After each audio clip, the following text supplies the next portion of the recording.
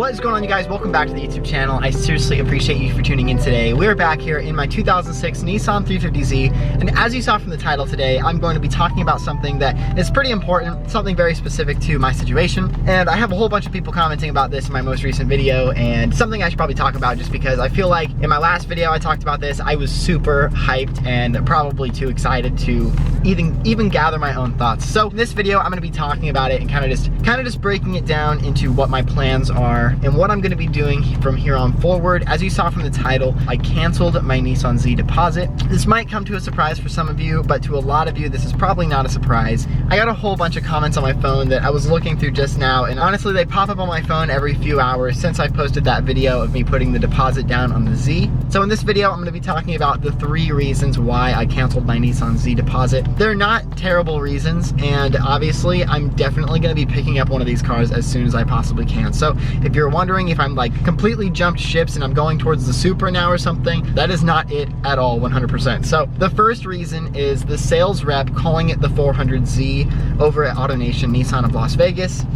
Honestly, this isn't a huge big deal because I think a lot of people were expecting it to be called this, but I do think it's kind of a red flag just because, and a lot of people agreed down in the comments, honestly, if you're a sales rep for the new Nissan Z and you work at Nissan, I'm going to expect that you know everything about the Nissan Z, or maybe not everything, but you at least know what it's going to be called. And so when he said the 400Z, I'm sure you and me both, we were kind of like let down. Like internally, I was like, okay, all right. So that was the first reason. Other than that, Genzel did absolutely nothing wrong. All he wanted to do was help me. So I really appreciate you, Genzel, if you're watching this. And it has nothing to do with you whatsoever, I promise. And I'm gonna go over the 2 other reasons as to why I'm canceling my deposit as well. So the second reason I'm canceling this is based on after I called this dealership and a few other dealerships, I kind of noticed the same kind of trend going on that they actually don't know anything. And I thought maybe it was just the Temecula dealership,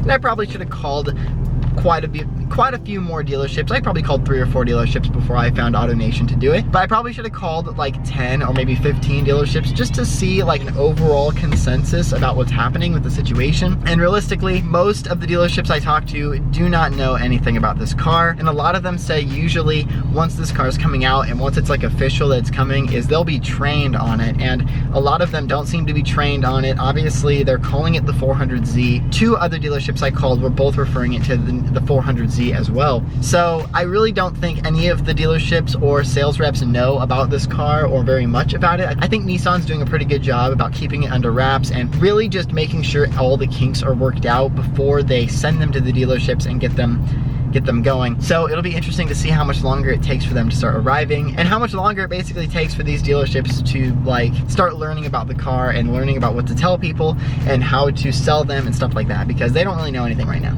And the very last reason is obviously this wasn't a for sure list to put your name on. This is basically just a list that they're kind of getting a head count of people that want the car, and obviously they can't even do anything with this head count. It's not like they're sending this number to Nissan and they're going to be like, oh, we need this many cars to get here, you know, on this delivery day because of these people. I don't think that's how it is, and basically what we heard on the phone, Genzel said that's not going to be how it is. They're basically going to get whatever cars that they receive, and they were going to call people. They're just going to go down the list, and the $1,000 is pretty much just to get your name on that list so you can be one of the people that they call. That included no VIN number, which a lot of people said in the comments that I should have gotten a VIN number for putting $1,000 down. The pricing even, how much the car was going to cost. And then when I did hear the cost, I probably should have gotten it in paper so they can't charge any like insane dealer markup when it does come in, because obviously the people on the list are the ones that want the car and are probably the ones that are willing to pay the markup, even though I'm not. I don't want to pay any markups. I'm broke. I literally have no money, okay?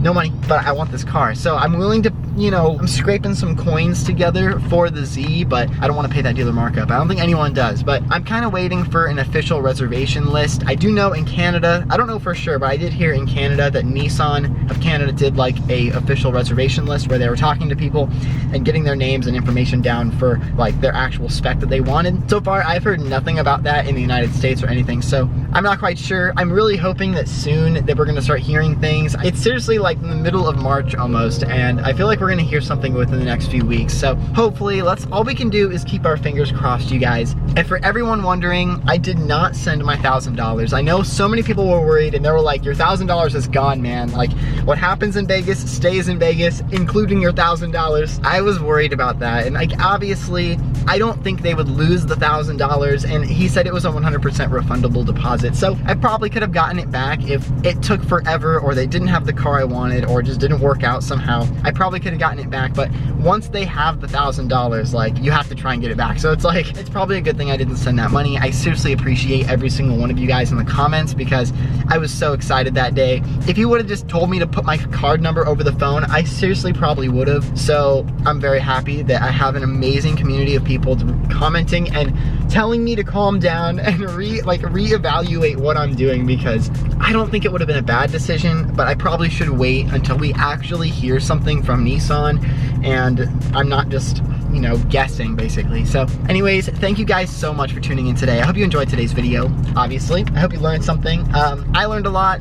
I'll let you guys know as soon as some official reservation list comes out. Obviously, you'll be the first ones to know. Thank you so much for tuning in. Hit the subscribe button if you haven't yet already, just in case we do hear some good news with the Nissan Z. I'm so excited and would love to inform you. So hit the subscribe button, drop a thumbs up if you haven't yet already, and I'll see you guys in the next video. Peace out.